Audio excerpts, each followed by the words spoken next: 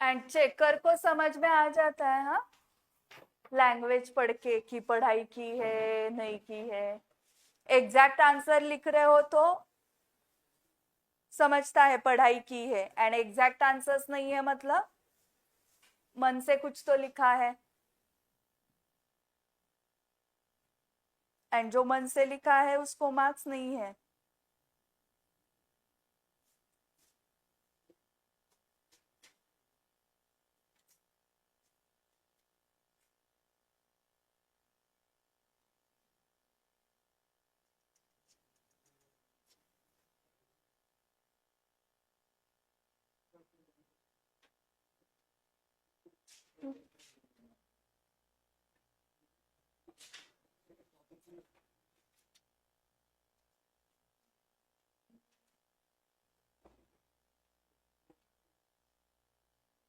चलो accounts revision, final accounts of sole proprietor, illustration 4 पे आ जाओ। इलस्ट्रेशन 4 देखना है, पेज नंबर है 7.26। अगेन ये क्वेश्चन देखो कितना छोटा है, 3 लाइंस का क्वेश्चन है, but it is question of final accounts of sole proprietor.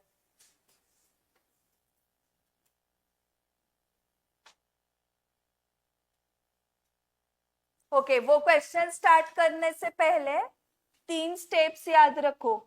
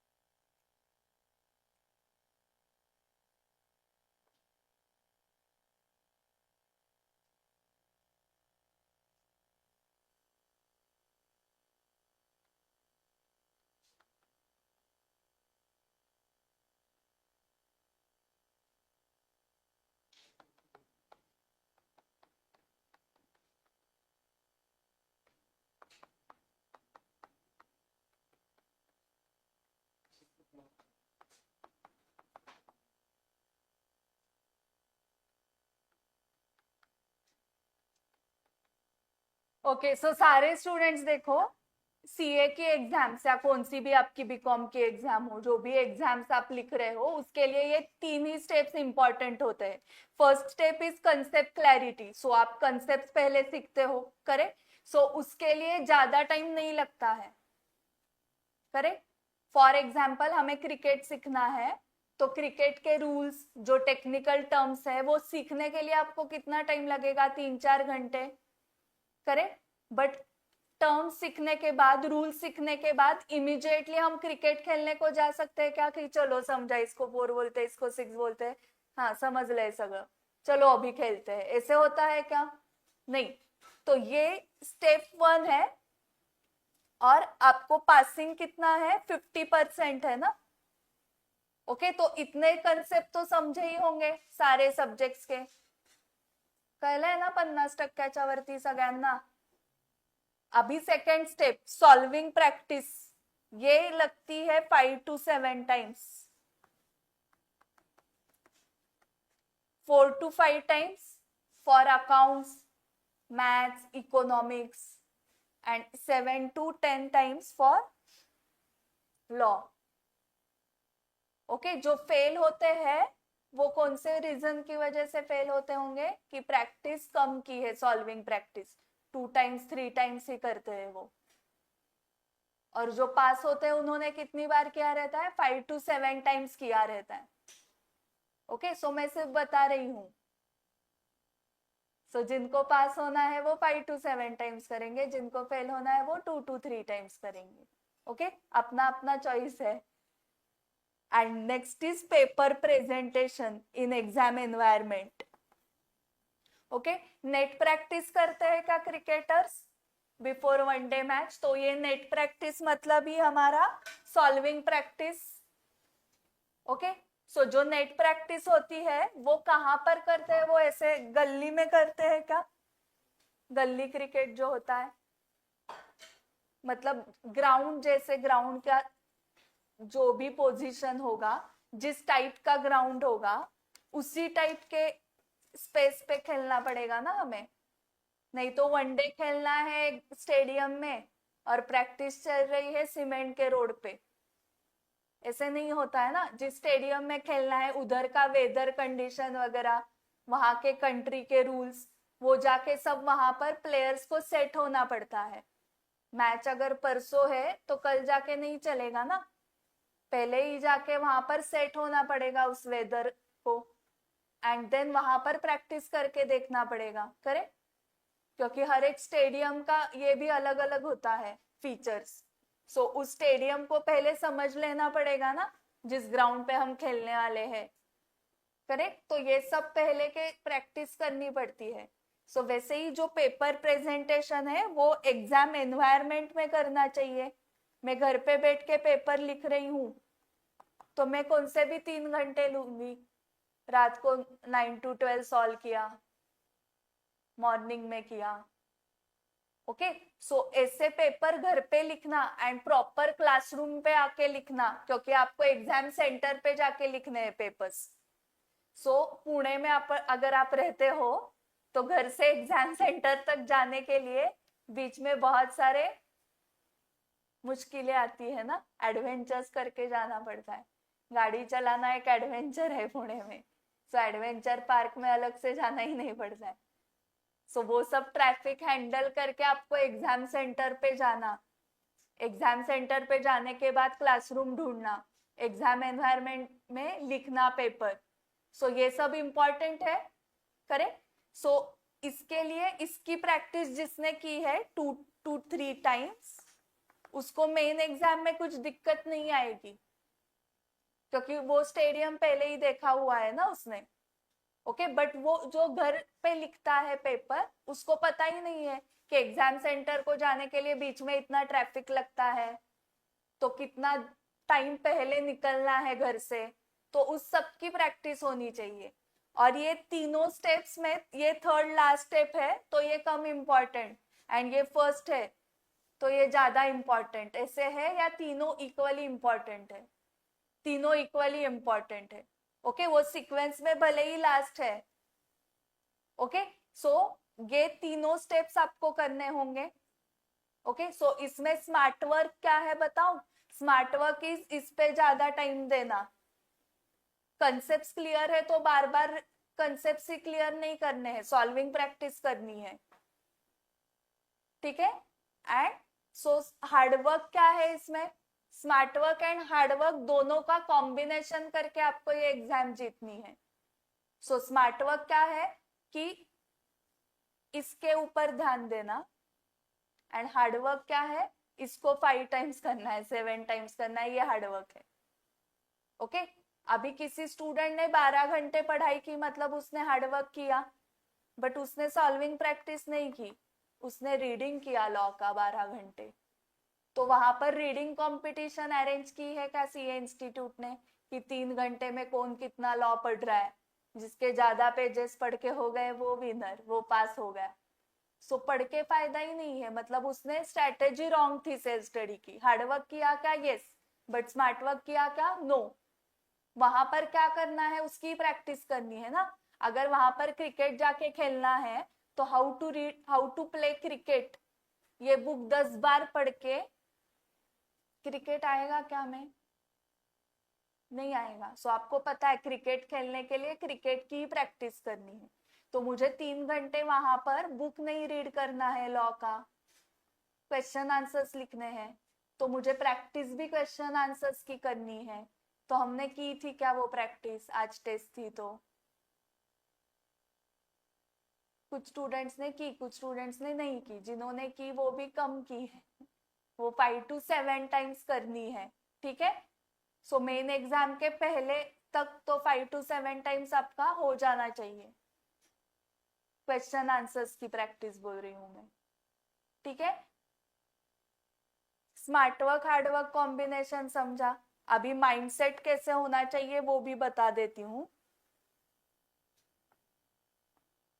दो टाइप्स के स्टूडेंट फेल होते हैं। टाइप 1 में बताती हूँ, टाइप 2 आप समझ जाओ।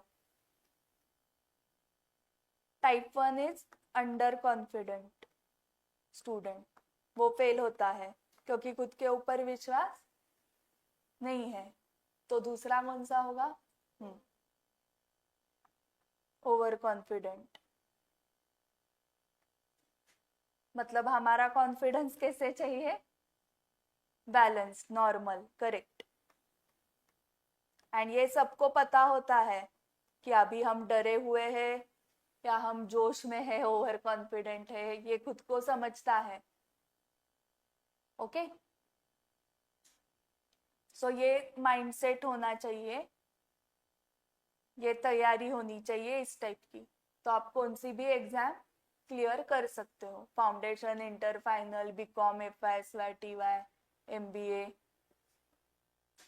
अभी हम कर रहे हैं illustration 4।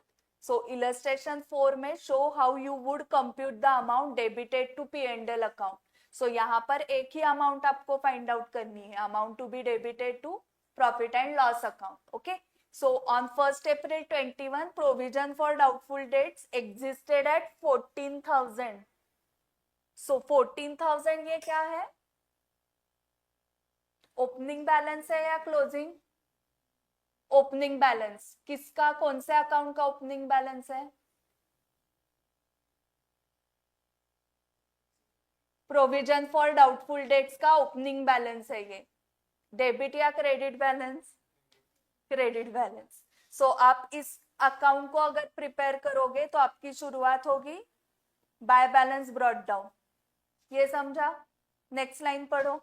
Trade receivables on 31st March 22 where rupees 15 lakh, bad debts total 1 lakh। तो जो ट्रेड रिसीवेबल्स है मतलब डेटर्स होता है, ये पता है क्या आपको? ट्रेड रिसीवेबल्स मतलब डेटर्स, उसका जो बैलेंस दिया है वो बैलेंस कौन से डेट का है? ओपनिंग है या क्लोजिंग है? क्लोजिंग है, करेक्ट। सो वो दिया है 15 लाख एंड बैड डेट्स कितने हैं? 1 लाख। ओके, आगे क्या पूछा है? It is required to write off the bad debts and create a provision equal to 5% of the trade receivable balance. So it is required to write off the bad debts। मतलब क्या? Bad debts की treatment बाकी है। Okay, दोनों adjustments बाकी है, दोनों effects देना, first P and L debit and second deduct from debtors. Okay, ये पता है? सो बैड डेट्स अगर एडजस्टमेंट्स में है तो दो इफेक्ट्स, एंड ट्रायल बैलेंस में है तो एक इफेक्ट ना। सो बैड डेट्स हमारे एडजस्टमेंट्स में है। सो अगर एडजस्टमेंट्स में है तो दो इफेक्ट्स आपने बताया, P and L debit and second is deduct from debtors. Debtors मतलब ही ट्रेड रिसीवेबल्स। ओके, बट अगर ट्रायल बैलेंस में है बैड डेट्स तो कितने इफेक्ट्स? एक, बताओ वो एक इफेक्ट। हाँ, पी एंड एल डेबिट, इतना ही। ठीक है, डेटर्स से माइनस नहीं करना है, ये समझ में आया? तो it is required to write off the bad debts मतलब बैड डेट्स के दो इफेक्ट्स देना बाकी है।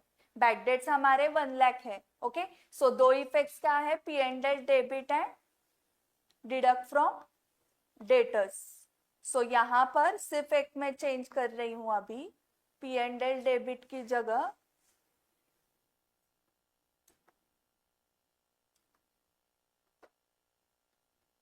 ये जो अकाउंट ओपन किया है ना आपने, provision for doubtful dates account, ये डेबिट करना है।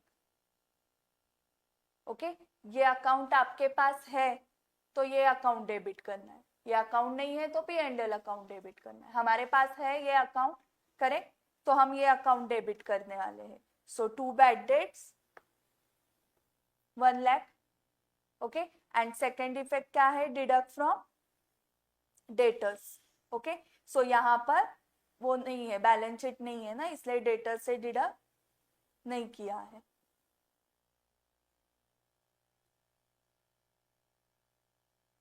क्लियर हुआ यहाँ तक?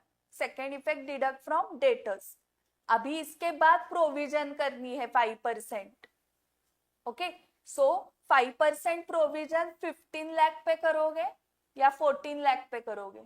14 lakh, that is after deducting bad debts. So ये जो है ना 14 लाख, इसके बाजू में लिखो ये 14 लाख कैसे आए? 15 lakh minus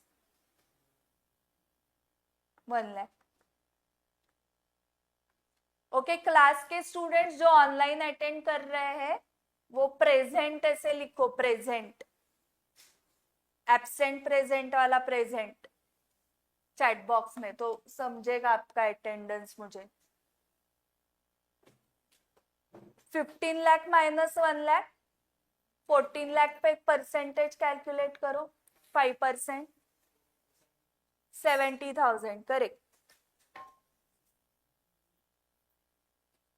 so 70,000 closing balance चाहिए ना उनको, किसका? प्रोविजन फॉर डाउटफुल डेट्स का।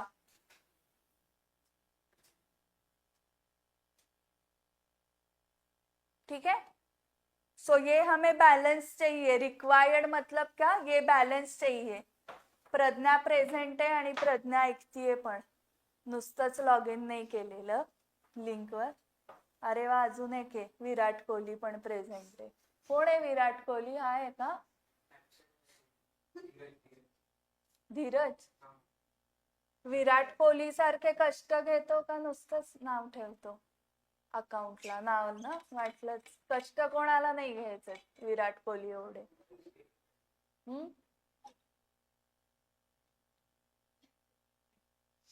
सेम काय?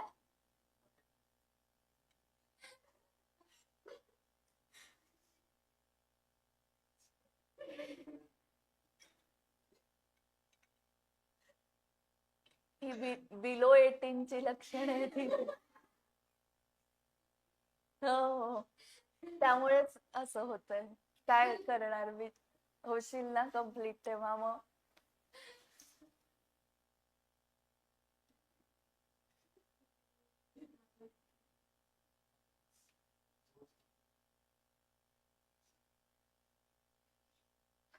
सो ये ओपनिंग बैलेंस लिखा, देन 2 बैड डेट्स लिखा, then closing balance is 70%, sorry 5% of 14 lakh which is 70,000।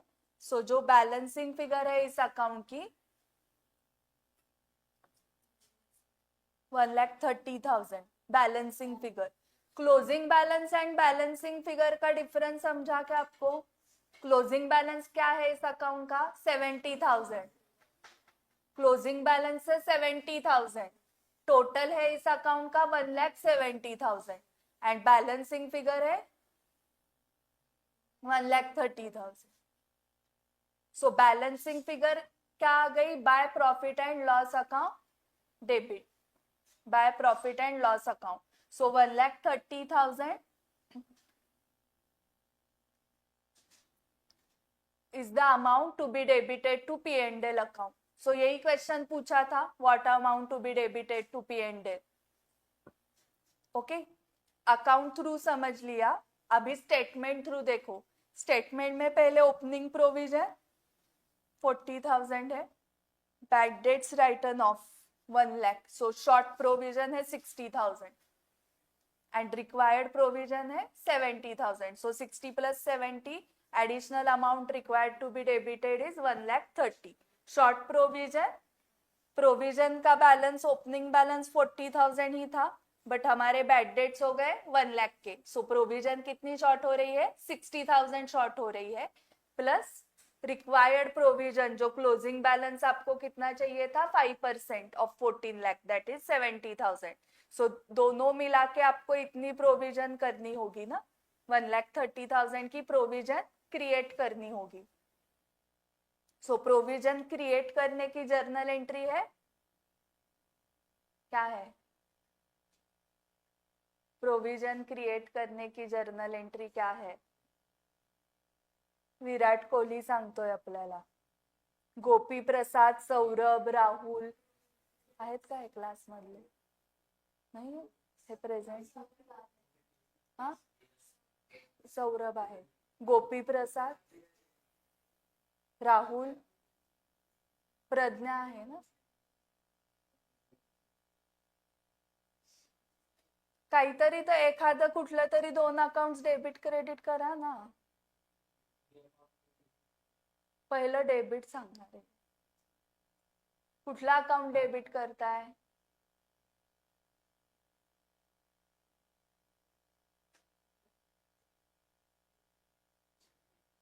Journal entry for creating provision.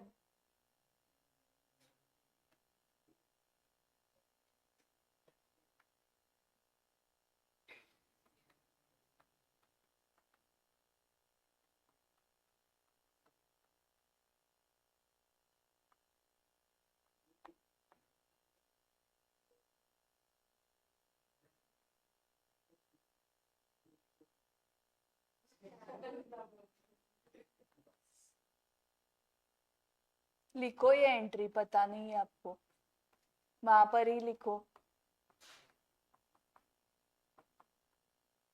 Book में, टेक्स्ट बुक में.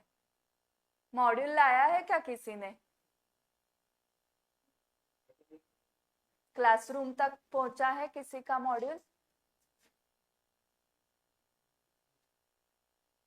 कल से लाओ ना मॉड्यूल.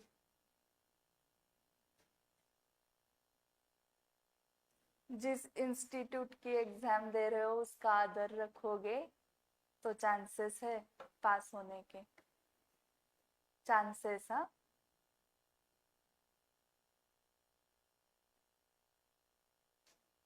लास्ट बेंचर कोण आहे? तुझं नाव काय? श्रवण.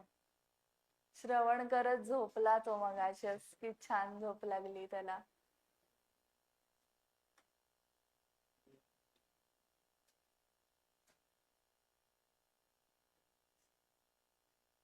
श्रवणचं जानेवारीत आहे का? मग झोप उडाली नाही अजून? उडवायची का? 16 सप्टेंबर पासून एक्झाम आहे बघ. आज काय तारीख आहे? 28. 3 दिवस राहिले जुलैचे. आणि ऑगस्टचे 31 प्लस 3 34 प्लस 10 44 डेज आहेत. 10 सप्टेंबर पर्यंत धरले मी. ओके, आता 44 मायनस 10 करायचे फॉर गणपती. 34 डेज आहे. Divided by 4 subject. 8 डेज पर सब्जेक्ट.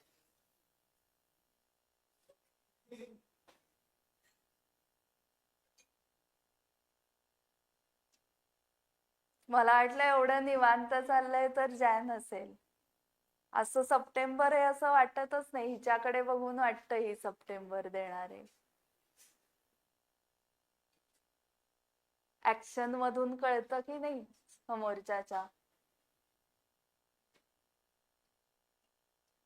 34 डेज राहिलेत बघ. म्हणजे चॉईस आहे प्रत्येकाची. अशी घाई नाही आपल्याला काही. आपलं होत नसेल तर जॅन मध्ये. मला स्लो आवडतं मग आपण जॅन मध्ये द्यावं. मला फास्ट आवडतं मग सप्टेंबर मध्ये द्यावं.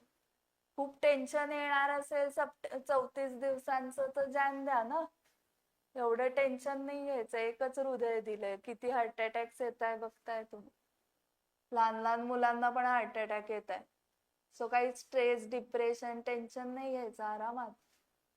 तुमचं होत असेल तर द्या ना. आता 3दा केली है ना वर्षात एग्जाम. 3 टाइम्स इन ईयर किया हुआ है. सो पढ़ाई अच्छे से हुई तो ही दे दो ना. नहीं तो क्यों स्ट्रेस लेना है? 3 महीने से लेट सीए हो गए लेकिन जिंदा तो रहेंगे. हेल्थ ही नहीं है अच्छा तो सीए बन के भी फायदा नहीं है. सीए है और मतलब बेड रिडन है तो कुछ फायदा नहीं है उसका. सो आपका होने वाला है पढ़ाई. मैंने जितनी बार बताया उतनी बार तो ही दो सितंबर में. क्योंकि फेल्योर तो देखा नहीं है अभी तक. फेल कभी हुए नहीं हो ना, ना पास।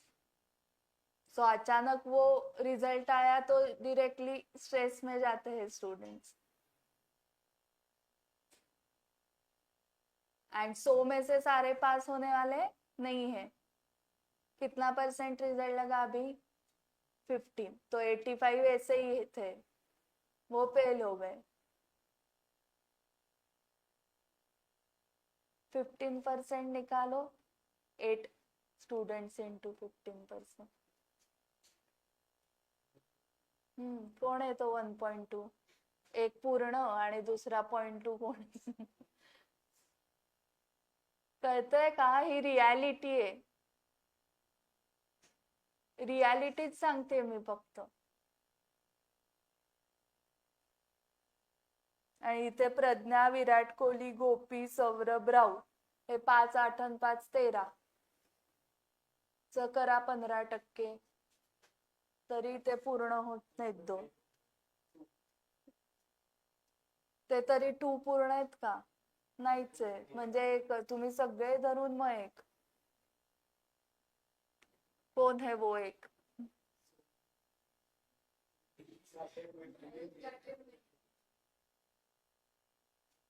हाँ, इसमें तो सितंबर वाले कम होंगे ना। कौन है सितंबर वाले? तो ये 6 और ये 5, 11 का 15% करना होगा।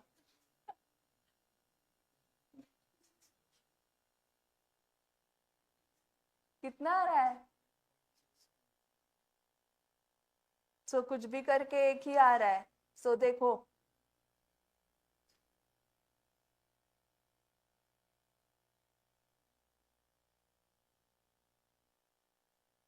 नाउ प्रोविजन फॉर डिस्काउंट इसके बाद। Okay, so provision for doubtful debts का दोनों तरीके से मैंने बताया, बाय स्टेटमेंट वाइज कैसे करना है प्लस अकाउंट वाइज। ओके, अभी provision for discount is not actual discount allowed, it is estimated provision, it is estimated discount. So अभी यहाँ पर देखो ट्रेड रिसीवेबल्स में 5,20,000 बैलेंस है एंड उसका प्रोविजन का बैलेंस भी दिया है, प्रोविजन फॉर डाउटफुल डेट्स का 1,20,000 and you are required to create a 10% provision for discount on debtors. So balance sheet के एसेट साइड को डेटर से 5,20,000, फिर आप माइनस करोगे provision for doubtful debt. So कितना होगा ये? 4 लाख एंड 4 लाख का 10% 40,000 provision for discount. Okay, treatment वही है, deduct from debtors and P&L debit. Okay, दो इफेक्ट्स वही है, प्रोविजन फॉर डाउटफुल डेट्स के भी दो इफेक्ट वही थे, P&L debit and deduct from debtors, and provision for discount on debtors के भी सेम इफेक्ट्स है, P&L debit and deduct from debtors. So sequence आपको याद रखना पड़ेगा, किसी को पता है वो सीक्वेंस? डेटर्स से पहले माइनस किया जाता है bad debts, then bad debts minus करके जो अमाउंट आएगी उसके ऊपर आप परसेंटेज लगाओगे आरडीडी का, that is provision for doubtful dates. वो माइनस करने के बाद जो बैलेंस आएगा उसके ऊपर डिस्काउंट, प्रोविजन फॉर डिस्काउंट ना। सो ये लॉजिकल है सीक्वेंस। बैड डेट्स मतलब उसमें आपको कुछ डाउट नहीं है, डाउटफुल कुछ नहीं है। सो 15 लाख जैसे था उसमें से 1 लाख आने ही नहीं वाले हैं बैड डेट से। सो 14 लाख पे आपने 5% निकाला था, 70,000। सो अगर आप हमने वो एग्जाम्पल लिया तो 15 lakh debtors minus 1 lakh bad debts, 14 lakh पे 5%, 70,000। सो कितना आ गया ये? 13,30,000 पे अगर 10% है तो 1,33,000, 13,30,000 माइनस 1,33,000, 11,97,000 ऐसे आएगा वो। ठीक है, और P&L डेबिट कौन कौन जाएंगे इसमें से?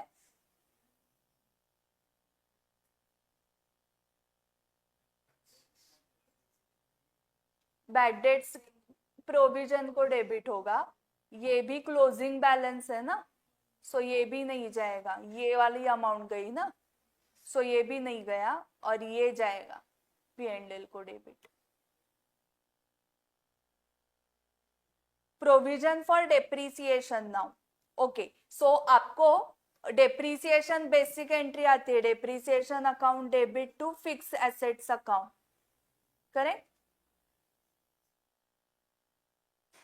आज नई एंट्री देखो, depreciation account debit to provision for depreciation account, ठीक है। फिक्स एसेट्स अकाउंट क्रेडिट नहीं किया है, वो हम 11th में करते थे। सो डेप्रीसिएशन प्रोवाइड करने के 2 जर्नल एंट्रीज है, जिसमें से एक ही जर्नल एंट्री आपने सीखी है 11th में। For example, if machinery cost is 15 lakh and 10% depreciation is to be provided, so amount आ गई 1,50,000। so हम 11th में क्या करते थे, depreciation account debit to machinery account 1,50,000। अभी क्या किया इन्होंने, depreciation account debit to provision for depreciation account 1,50,000। so हमारा मशीनरी अकाउंट क्रेडिट ही नहीं हुआ। मशीनरी अकाउंट में एंट्री सिर्फ परचेस के टाइम आएगी, जब आप 15 लाख की मशीनरी परचेस कर रहे हो तो machinery account debit to bank account या टू सप्लायर अकाउंट, अगर क्रेडिट बेसिस पे लिया है तो।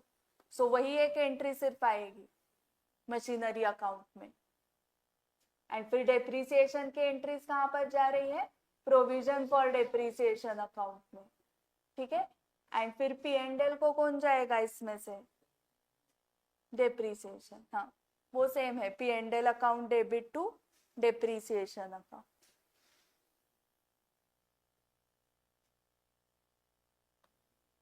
ठीक है। एंड बैलेंस शीट में मशीनरी 15 लाख दिखेगा एंड लेस डेप्रीसिएशन नहीं है, लेस क्या है, प्रोविजन फॉर डेप्रीसिएशन है, ओके। प्रोविजन फॉर डेप्रीसिएशन का और एक नाम है, लिखो वहां पर, एक्यूमुलेटेड डेप्रीसिएशन। डेप्रीसिएशन टॉपिक में सीखा है ना हमने,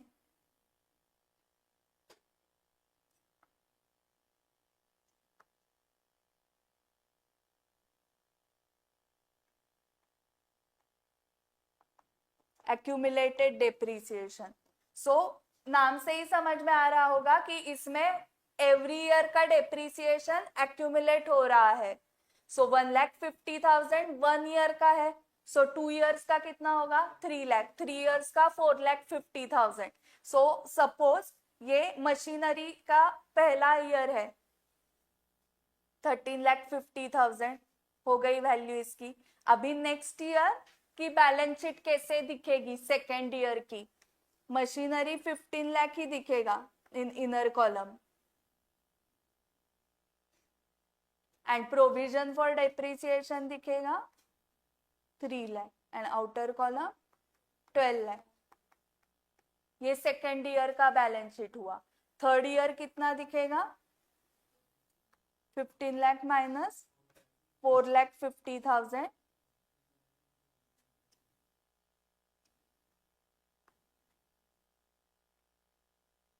क्लियर हुआ ये। सो मशीनरी अकाउंट का बैलेंस चेंज नहीं हो रहा है, क्योंकि मशीनरी अकाउंट हम क्रेडिट ही नहीं कर रहे हैं ना जर्नल एंट्री में।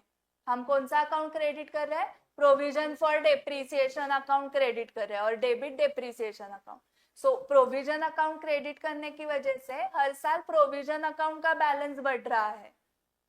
पहले 1,50,000 था, सेकेंड ईयर में 3 लाख हुआ, थर्ड ईयर में 4,50,000 हुआ। सो ये जो बैलेंस है क्रेडिट बैलेंस, वो लायबिलिटी साइड को नहीं लिखना है, ओके। जैसे आरडीडी का बैलेंस क्रेडिट बैलेंस होता है, बट हम लायबिलिटी साइड को नहीं लिखते हैं, we deduct it from debtors. So similarly ये भी आपको क्या करना है, डिडक्ट इट फ्रॉम मशीनरी, ठीक है। ये क्लियर है। अदर प्रोविजंस,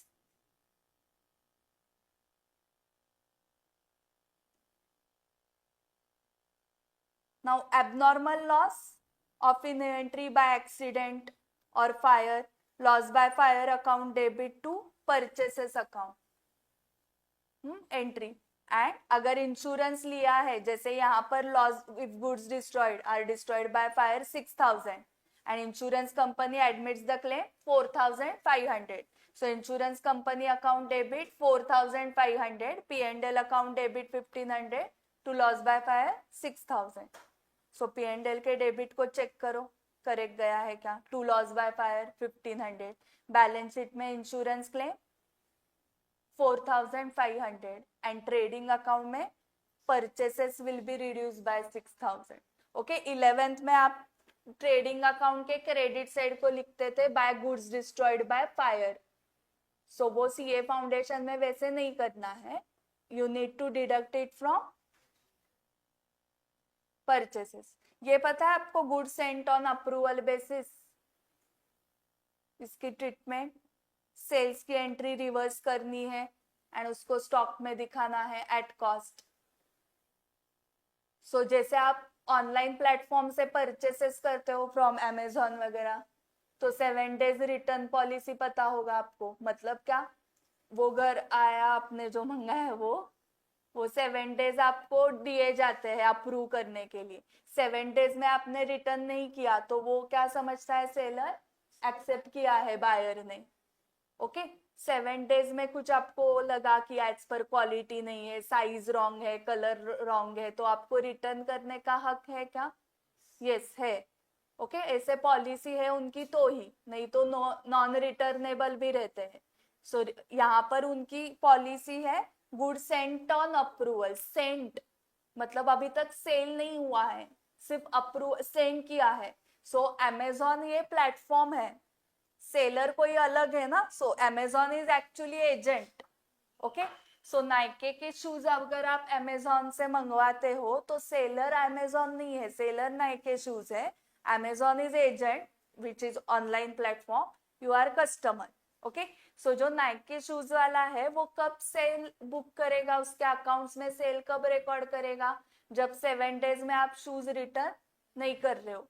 सो जब आपको वो सेंड कर रहा है शूज, तो it is good send for approval, it's not a cell.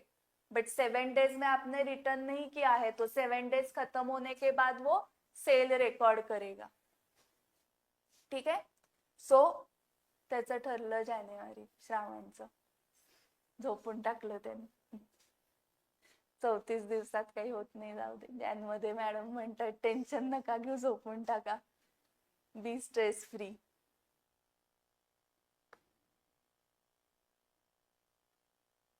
तू पुढे येऊन बस, म्हणजे त्याला आडवं नीट तरी झोपता येईल. येतोस का तू पुढे इथे, का तुला पण आली आहे झोप?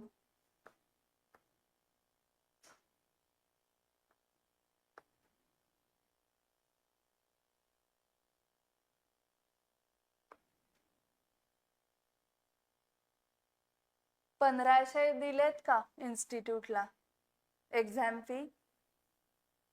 कोणी कमवले ते 1,500? कुठनं आले 1,500? कोणी दिले 1,500 ते इन्स्टिट्यूटला? दिले तू, कमवले कोणी? झोपतात ते ऑफिसला जाऊन आणि मग त्यांना 1,500 रुपये मिळतात. मग त्यांचा तरी विचार कर ना, त्यांनी दिलेत. चुकतंय ना, कळतंय ना तुला चुकतंय. सो झोपेच्या वेळी आपण झोपत नाही, तेव्हा वेब सिरीज वगैरे. आता झोप येते म्हणजे काहीतरी अर्धवट झोप झालीये. ती का झालीये ते बघ आता, आपण वेळेत झोपतोय का.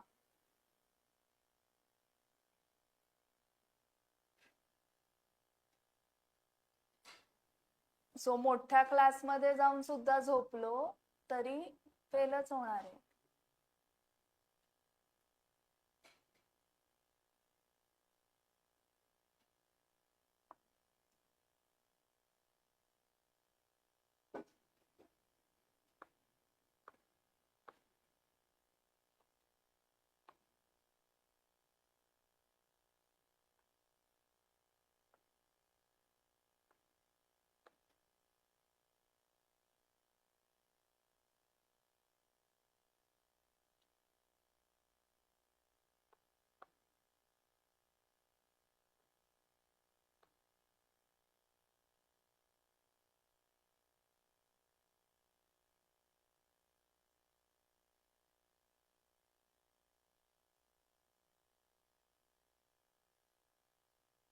सो यहाँ पर क्या हुआ है देखो, goods costing 10,000 sent to a customer on sale or return basis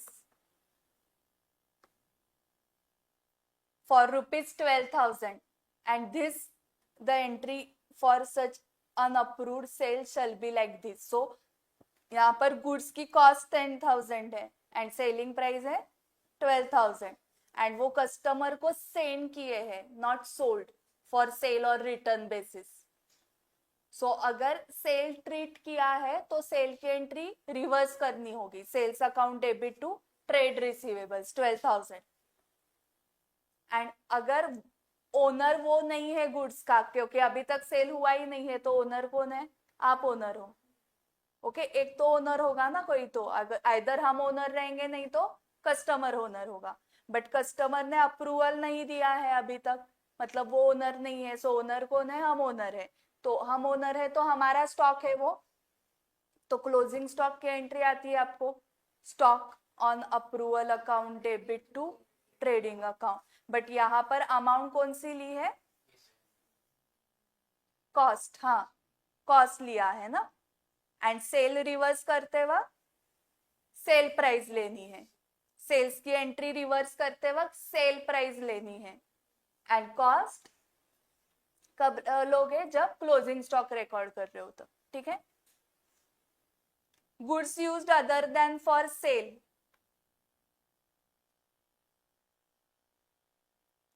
When goods are given away as donation account debit to purchases. When goods are used by the proprietor for his personal use, drawings to purchases. When goods are distributed as free samples, advertisement to purchases. When goods are used in business for construction of building or machinery account debit to purchases. When goods are used for maintenance of business premises or machinery, maintenance, repairs maintenance account debit to purchases. ठीक है. अभी commission based on profit. So sometimes commission is payable to manager based on net profit. So in such a case calculation is done as follow. So commission calculate करना है on net profit. So net profit आपका आने के बाद उसके ऊपर क्या करोगे? परसेंटेज दिया रहेगा ना कमीशन का. सपोज 10% है तो 10/100 एंड यहां पर प्रॉफिट की अमाउंट है. ठीक है. But that profit is before commission. मतलब क्या? सारे एक्सपेंसेस डिडक्ट हो चुके हैं, ओनली कमीशन डिडक्ट करना बाकी है, ऐसा वाला profit net profit. So net profit before commission है. मतलब क्या? सारे एक्सपेंसेस, सैलरी, एडवर्टाइजमेंट, जो भी आप P&L को एंड ट्रेडिंग को एक्सपेंसेस देखते हो वो सारे डिडक्ट हो चुके हैं. सिर्फ क्या बाकी है? कमीशन डिडक्ट करना. तो वो कब डिडक्ट होगा? कैलकुलेट होने के बाद. ओके. बट सेकेंड वाला जो है वो प्रिंटिंग मिस्टेक नहीं है. प्रॉफिट बिफोर कमीशन ये होगा, ये प्रॉफिट आफ्टर कमीशन है. Okay, this is not printing mistake. So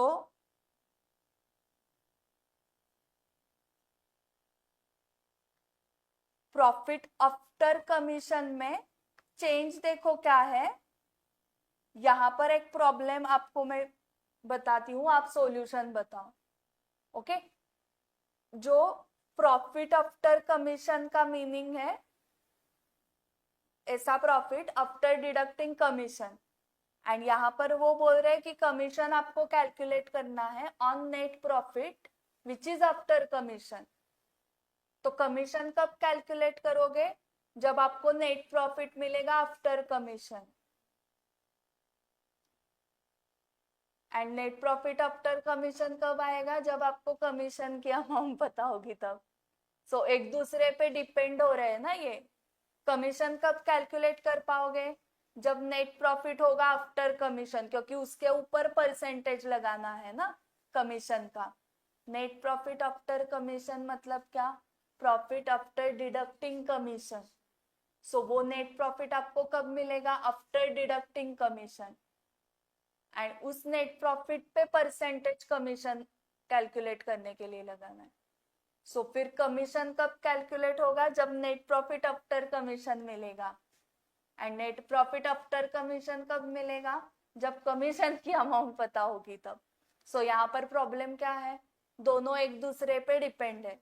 commission की अमाउंट नहीं निकल सकती जब तक नेट प्रॉफिट आफ्टर कमीशन नहीं मिलता, and net profit after commission नहीं मिलेगा जब तक कमीशन की अमाउंट पता नहीं है। बट फिर भी उसके ऊपर कमीशन तो दे रहे हैं ना ये लोग। ओके, सो फॉर एग्जाम्पल इस केस में आपको 100 को एज्यूम करना है, assume 100 as net profit after commission, ठीक है। एंड ऐसे वाले नेट प्रॉफिट पे 10% कैलक्युलेट करना है आपको कमिशन। ओके, एकच मिनिट आपण ब्रेक घेऊ श्रावणसाठी। श्रावण, तू जाऊन पाणी आण, ते पी, आणि तोंडावर पण भरपूर पाणी मारून ये। श्रावणलाच जाऊ दे, त्याची झोप उडवायची। अरे मी सोल्युशन देते खरंच, मी ओरडतच नाहीये। श्रवण,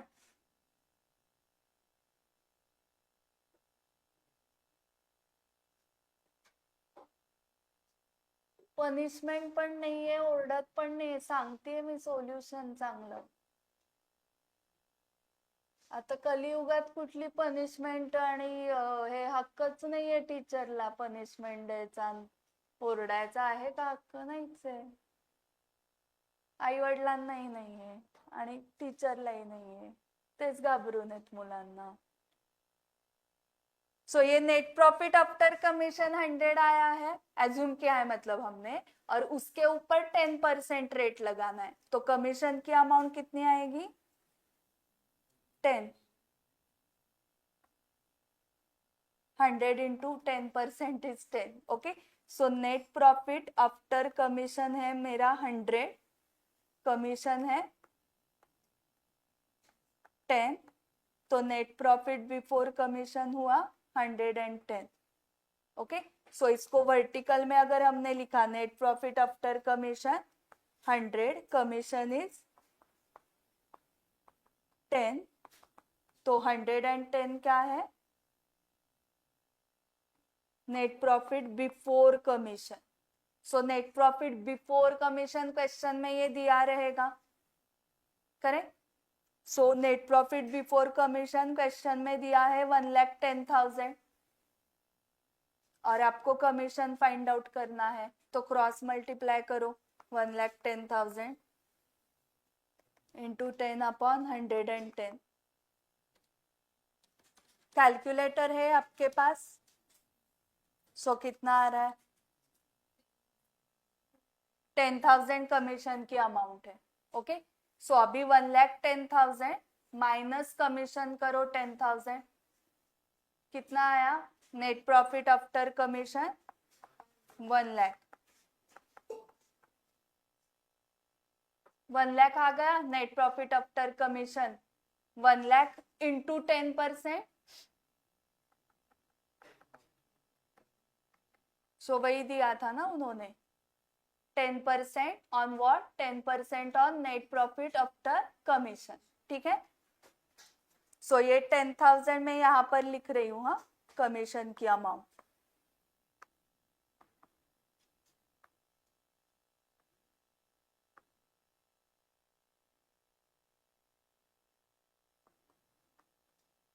एंड ये net profit after commission 1 lakh आ गया, ठीक है। सो अभी वो फॉर्मूला चेक करो, नहीं आपके पास मॉड्यूल ही नहीं है। प्रॉफिट बिफोर कमीशन मतलब 1,10,000 into rate of commission 10 divided by 100 plus rate of commission. Okay, अभी आपने वही किया ना, 1,10,000 इंटू 10 अपॉन 110। अगर यही रेट 5 रहता तो आप क्या करते? 5 अपॉन 105। अगर यही रेट 20 होता तो 20 अपॉन 120। एंड यहां पर प्रॉफिट कौन सा लेना है? Before commission. ऊपर भी वही है, प्रॉफिट बिफोर कमीशन, तो ये बिफोर जो है वो प्रिंटिंग मिस्टेक नहीं हुई है कि मैम ऊपर बिफोर है तो इधर बिफोर करेक्ट है एंड इधर आफ्टर है तो इधर बिफोर कैसे आया, तो बिफोर ही चाहिए क्योंकि एग्जाम में क्वेश्चन में जो प्रॉफिट दिया रहेगा वो बिफोर कमीशन वाला ही होगा ना, क्योंकि कमीशन जब तक नहीं निकलता है तब तक नेट प्रॉफिट आफ्टर कमीशन आएगा ही नहीं, तो उनको भी नहीं पता है वो। सो ये प्रिंटिंग मिस्टेक नहीं है। जर्नल एंट्री आती क्या आपको, commission account debit to commission payable and then P&L account debit to commission account. Illustration 5 आपको ही दिया था ना करने के लिए, 6 भी।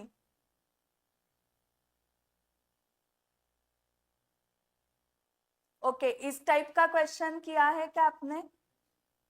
ये सब हो चुका है, नेट प्रॉफिट आ चुका है, बट ये मिसिंग है, ये भूल गया वो वाइल प्रिपेयरिंग P&L। सो ये होमवर्क के लिए करो, इलस्ट्रेशन 7। सच में मॉड्यूल किसने ओपन किया है घर जाके ICI का?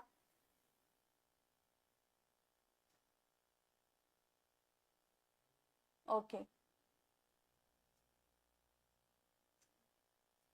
8 तो ओपनिंग एंट्री है।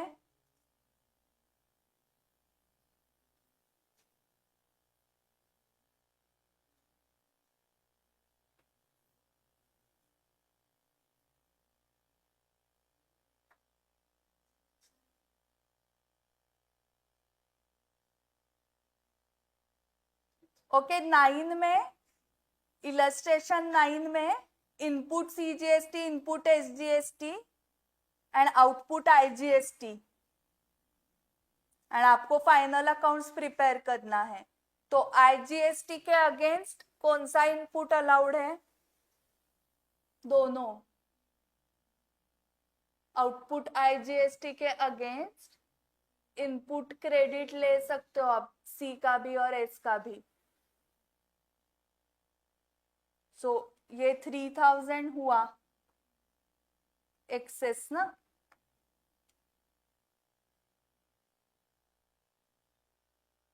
सो ये 3000 यहाँ पर आ रहा है एसेट साइड को, क्योंकि डेबिट साइड ज्यादा है। Output IGST liability is paid by utilizing input CGST of rupees 9000 and input SGST of rupees 6000. Thereafter, closing balance of input SGST of rupees 3000 is reported in balance sheet. So पहले उन्होंने CGST पूरा use किया 9000, C central, S state, central का पूरा 9000 use किया and state का 6000 use किया। ऐसे 9000 प्लस 6000 15,000 की लायबिलिटी 0 हो गई। सो कैश थ्रू पेमेंट कुछ नहीं किया। सो बाकी 3000 है, कौन से अकाउंट का बाकी है वो? SGST। सो इनपुट SGST है, सो एडवांस में पेमेंट है टैक्स का, तो वो एडवांस में है इसलिए एसेट साइड को आ गया। लायबिलिटी साइड को कब आएगा? जब पेएबल रहेगा तब। अभी इसमें भी आपको वही सिर्फ देखना था, cash in and cash at bank, central state and intra state, ये समझता है क्या आपको? सेंट्रल का एक इनकम होता है, एक इनकम स्टेट का होता है एंड IGST किसका इनकम है? कौन से गवर्नमेंट का है? सेंट्रल का ही है वो गवर्नमेंट। CGST सेंट्रल का इनकम है, सेंट्रल गवर्नमेंट का इनकम है वो। SGST कौन से गवर्नमेंट का इनकम है? स्टेट गवर्नमेंट का। एंड IGST किसका इनकम है? सेंट्रल का ही है वो भी। सो ये एक बार आपको समझाना कि इनकम कौन से गवर्नमेंट का है, तो आपको समझेगा कि इनपुट किसके अगेंस्ट किसका लेना है। ठीक है, और ये ऐसे जो है वो पूरे जग में, जगह ढूंढिया सिर्फ यहाँ पर है, भारत में ही है ये सेंट्रल एंड स्टेट। ऐसा GST थारे जैसा कोई नहीं, तो यहाँ पे है। ओके, सो ऐसे स्टेट एंड सेंट्रल का बाइफर्केशन सिर्फ भारत में है, बाकी कंट्रीज में जाके आप जीएसटी देखते हो तो ऐसे कुछ नहीं है। 12% जीएसटी, 18% जीएसटी, 5% जीएसटी जो गवर्नमेंट को देना है। बट भारत एक यूनिक कंट्री है, पता है आपको यहाँ पर सेंट्रल स्टेट गवर्नमेंट कैसे है। ओके, तो वो हाफ हाफ किया हुआ है टैक्स। एंड आईजीएसटी जो है इंटर स्टेट, मतलब परचेस एक स्टेट से किया एंड से दूसरे स्टेट में किया, बट दोनों स्टेट को कुछ नहीं मिलेगा, मिलेगा सेंट्रल को। एंड फिर सेंट्रल गवर्नमेंट को टैक्स आने के बाद उसमें से अमाउंट दी जाएगी स्टेट्स को, बट पहले इनकम वो सेंट्रल का है। इंटरस्टेट जो ट्रांजैक्शंस हो रहे हैं उसका आईजीएसटी सेंट्रल गवर्नमेंट को जाने वाला है। देन सेंट्रल गवर्नमेंट कुछ उसमें से पार्ट स्टेट गवर्नमेंट को देगी बाद में। ओके, सो अभी हमारा आउटपुट मतलब लायबिलिटी है। क्या क्या आउटपुट है आपके पास? 3 लायबिलिटीज है, एक है सेंट्रल का, दूसरा है स्टेट का, तीसरा है आईजीएसटी का। तो सेंट्रल 8000 एंड सेंट्रल का इनपुट 10,000 है।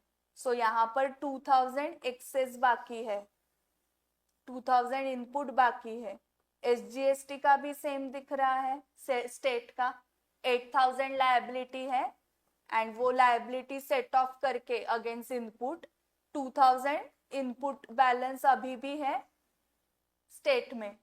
तो आउटपुट आईजीएसटी के अगेंस्ट जो 6000 लायबिलिटी है against IGST which is income of central government, but central government बाद में स्टेट को देने वाला है क्या पैसा? यस। सो इसलिए ये दोनों का इनपुट आप यूज कर सकते हो। सो 6000 में से 4000 दोनों इनपुट्स यूज कर सकते हो, स्टेट का भी और सेंट्रल का भी।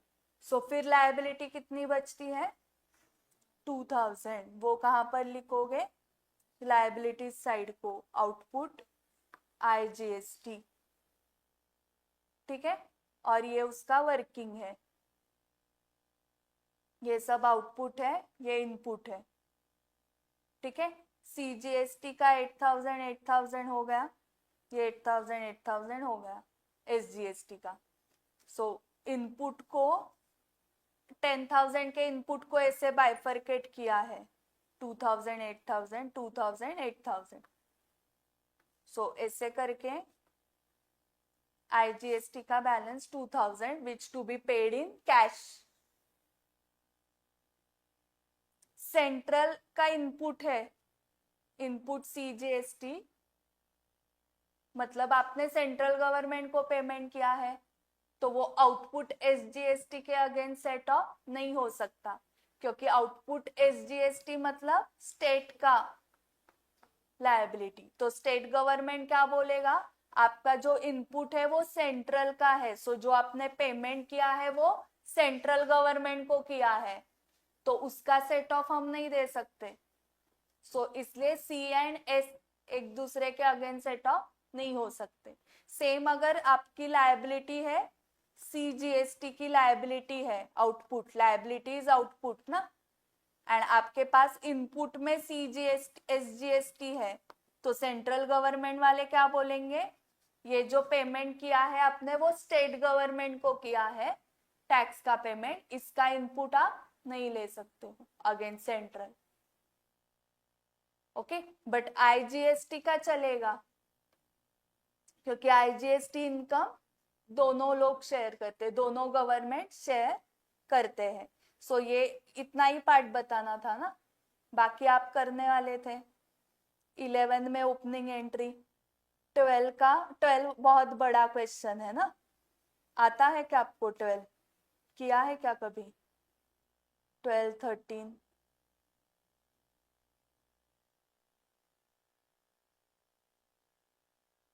ओके, 12 13 रुको, ये पहले बताओ। स्टेट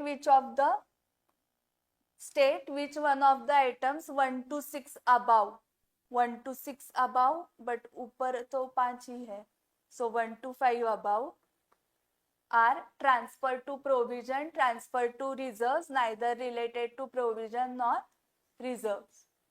ओके इसमें आपको ट्रांसफर करना है, बाइफरकेट करना है 3 इसमें, ऊपर के 5 को। डेप्रिसिएशन क्या है? Transfer to provision, correct. Bad dates,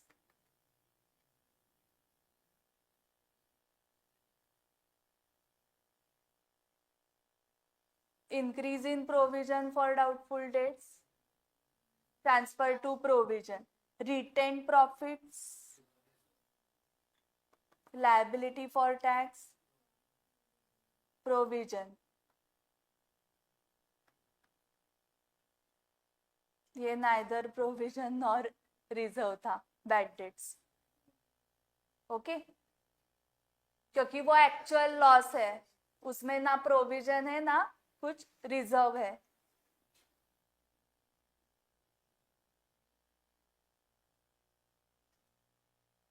okay illustration 12 orally करते हैं, फिर घर जाके सॉल्व करो। Prepare trading and P&L account for the year ended 31 March 22 and balance sheet as on that date after making provisions for the following. So trial balance दिया है श्री गावस्कर का, cash in hand asset, cash at bank asset, debtors assets, opening stock, trading debit, furniture and fixtures assets, office equipment asset, building asset, motor car asset, sundry creditors liability, loan from Vishwanath liability, provision for doubtful debts, credit balance. हाँ purchases, trading debit, purchase return deduct from purchases, sales trading credit, sales return deduct from sales, salaries P&L debit, P&L debit. हाँ rent for godown, storage rent P&L debit, factory rent, हाँ तो सिर्फ factory rent trading debit है। Rent for godown and storage they are not related to purchases और manufacturing, आप सिर्फ store कर रहे हो। इसमें मैन्युफैक्चरिंग के साथ क्या डायरेक्ट एक्सपेंस हुआ? स्टोर तो कर रहे हो ना, गोडाउन रेंट स्टोर तो कर रहे हो। फैक्ट्री में कैसे एक्चुअल मैन्युफैक्चरिंग प्रोसेस चलती है, इसलिए मैन्युफैक्चरिंग से वो डायरेक्टली रिलेटेड है factory rent.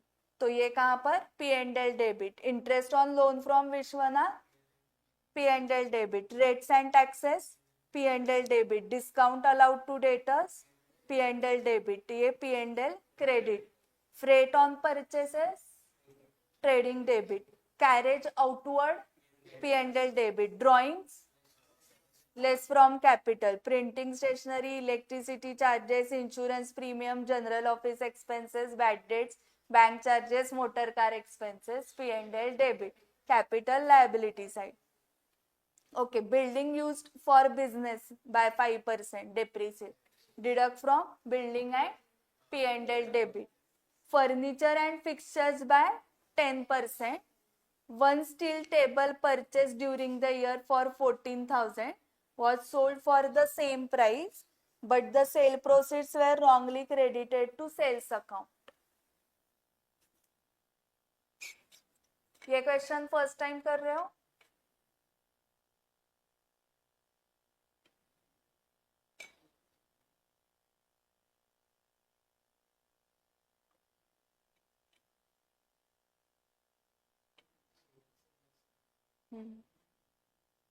Deduct from sales and deduct from sales, क्योंकि सेल है ही नहीं ना, वो गुड्स का सेल नहीं है। किसका सेल है? फर्नीचर का सेल है, तो और किससे डिडक्ट करना है? हाँ फर्नीचर से लेस करना है।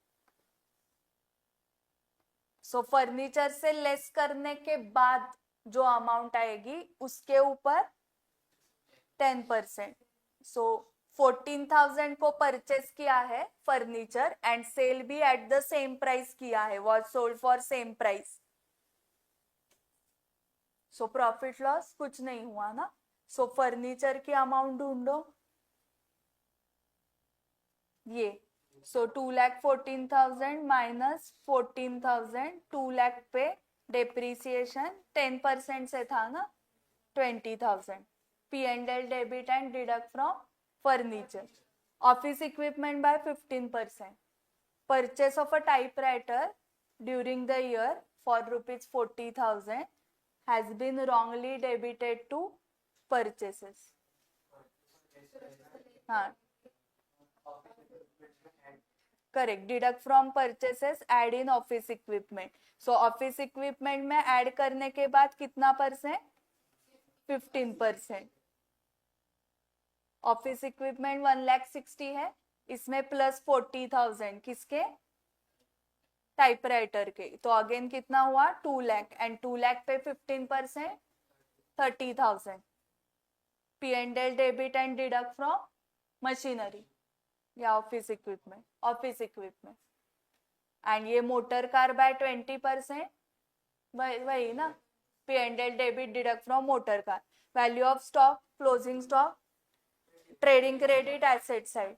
2 months rent for godown is outstanding. Add in the rent for godown and liability.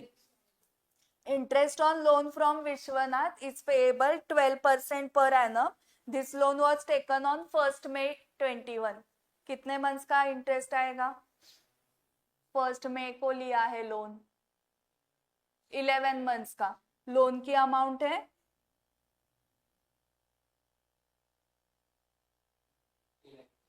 3,00,000 into 12% into 11/12, 12%।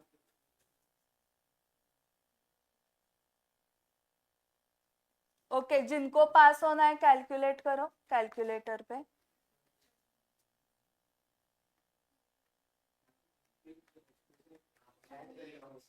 33,000। Okay, इसमें से इंटरेस्ट ऑलरेडी कुछ डेबिट किया हुआ है ना। हाँ, तो आउटस्टैंडिंग कितना है? 6,000 आउटस्टैंडिंग। सो 6,000, यही 11 स्टैंडर्ड में इंटरेस्ट ऑन लोन आउटस्टैंडिंग 6,000 ऐसे देते थे डायरेक्टली, फिर आप उसको ऐड करते थे लोन में एंड P&L डेबिट। ओके, यहाँ पर इतना इनडायरेक्टली दिया है उन्होंने। सो दो इफेक्ट्स आते हैं स्टूडेंट्स को, बट वो इंटरप्रेट ही आप नहीं कर पाए तो आगे दो इफेक्ट्स पता हो के भी फायदा नहीं है अगर इंटरप्रिटेशन नहीं आया तो। प्रोविजन फॉर डाउटफुल डेट्स 5% है, डिडक्ट फ्रॉम डेटर्स एंड, हाँ, सो डेटर्स का बैलेंस दिया हुआ है ना आपको,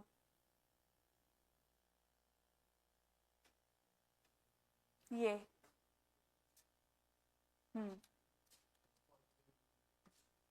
43,000, ये न्यू RDD हुआ ना, इसमें से ओल्ड वाला माइनस करना पड़ेगा बैलेंस 30,000, 13, और वो बैड डेट्स भी P&L को डेबिट होंगे ना 20।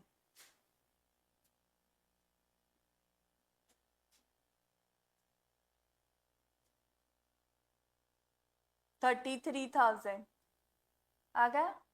13,000 प्रोविजन प्लस 20,000 बैड डेट्स। सो उन्होंने अकाउंट किया होगा या ऐसे स्टेटमेंट फॉर्म अकाउंट किया है। ओपनिंग बैलेंस था 30,000, मतलब ट्रायल बैलेंस का। बैड डेट्स थे 20,000, कहाँ पर थे ये? ट्रायल बैलेंस में। ये आपने कैलकुलेट किया था 8,60,000 इंटू 5%, ये आपने कैलकुलेट किया था। सो ये बैलेंसिंग फिगर आ गई। इलस्ट्रेशन 4 में किया था ना हमने, ये वैसा है।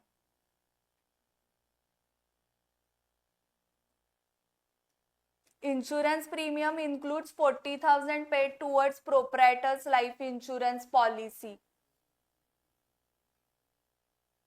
क्या है ये? Drawing. So 40,000 deduct from insurance premium, add in drawings. So insurance कितना था? 55,000 माइनस 40,000, 15,000. ओके, अभी the balance of insurance charges cover the period from 1 April 21 to 30 June 22.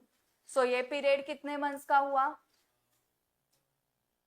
कितने मंथ्स आते हैं इसमें? 15. सो बैलेंस कितना है इंश्योरेंस प्रीमियम का? 15,000 डिवाइडेड बाय 15 मंथ, तो 3 मंथ्स का प्रीपेड है ना, सो 3,000 प्रीपेड. सो दो effects, deduct from insurance and asset side. So drawings भी पहले डिडक्ट करने हैं.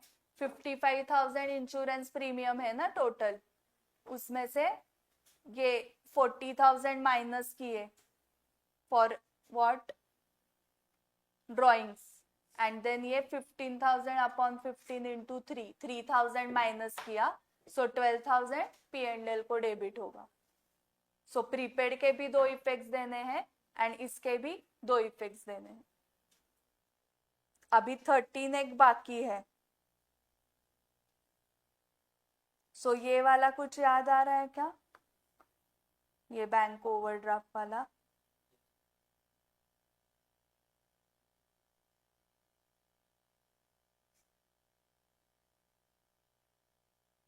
अगर ये याद आ रहा है तो ये हुआ है आपका क्वेश्चन.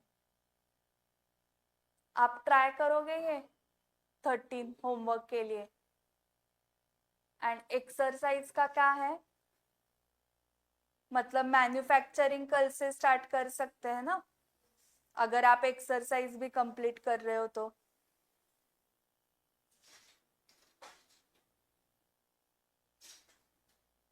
ये वाले आते हैं क्वेश्चंस आपको? You are required to calculate.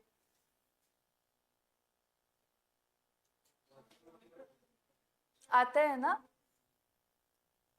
Puzzle आता है क्या? पजल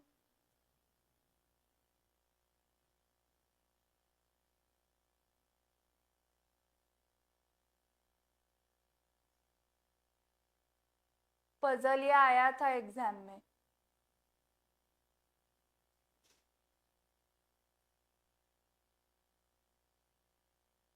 सो जिनको पास होना है घर जाके क्या करो, मॉड्यूल के क्वेश्चन सॉल्व करो. कल हम डायरेक्टली मैन्युफैक्चरिंग स्टार्ट कर रहे हैं. ये ट्रेडिंग का हो गया, इतना ही है इसमें. ठीक है, इसका फर्स्ट क्वेश्चन भी डिफिकल्ट है. हाँ, एक्सरसाइज का 9 है, उसमें एडजस्टमेंट्स 9 एडजस्टमेंट्स है. ओके, मॉड्यूल के क्वेश्चंस आते हैं एग्जाम में. सो मॉड्यूल करो ICAI का. ठीक है, आज कंप्लीट करो सारे क्वेश्चंस. और कुछ डाउट है तो कल पूछो. एंड कल हम मैन्युफैक्चरिंग करेंगे, उसको 15-20 मिनट लगेंगे या आधा घंटा लगेगा. फिर उसके बाद कौन सा टॉपिक करना है? Incomplete records. बट फिर आपको ही 2 मॉड्यूल्स लाने पड़ेंगे, वो दूसरे मॉड्यूल में है. तो सेकंड मॉड्यूल लाओ आप. तसे कुठं रोज मॉड्यूल असते. सेकंड मॉड्यूल लाओ ICAI का. चलो बाय बाय.